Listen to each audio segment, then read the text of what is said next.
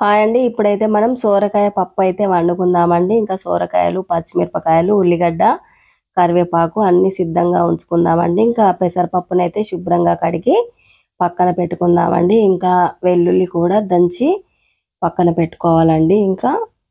ఇంకా స్టవ్ పైన ఇప్పుడైతే మనం స్టవ్ పైన గంజు పెట్టుకొని ఇంకా సరిపడా అంత ఆయిల్ వేసుకొని ఇంకా ఆయిల్ వేడెక్కిన తర్వాత అందులో పోపు దినుసులు వేయాలండి. పోపు దినుసులు వేగిన తర్వాత ఇంకా వెల్లుల్లి దంచి పెట్టుకున్న వెల్లుల్లి కూడా వేయాలండి.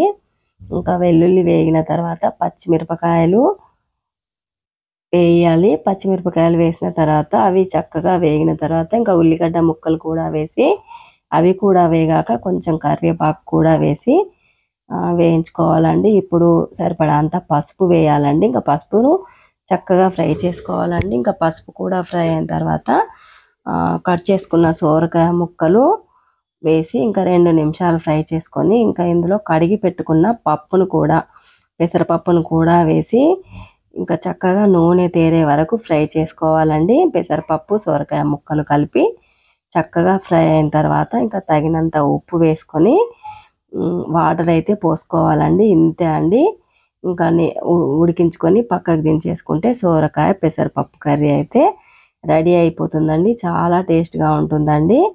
ఇంకా సరిపడాన్ని వాటర్ అయితే వేసుకుందామండి. ఇప్పుడు థ్యాంక్ యూ ఫ్రెండ్స్. మాను కేర్ ఆఫ్ సీను ఛానల్ని సబ్స్క్రైబ్ చేయండి, లైక్ చేయండి, షేర్ చేయండి. మరిన్ని వీడియోస్ కోసం వెయిట్ చేయండి. ఉంటానండి.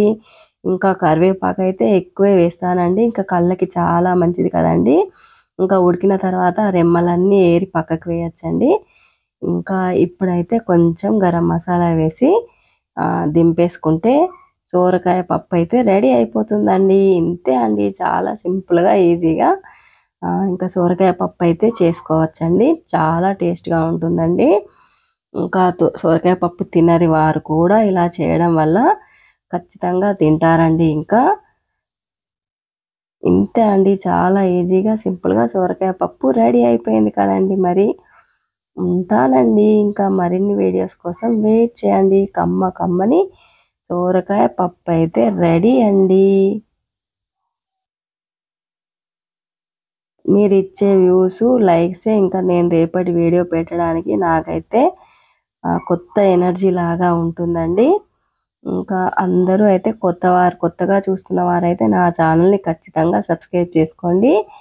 ఇంకా పాత వారైతే లైక్ అండ్ షేర్ చేసుకోండి.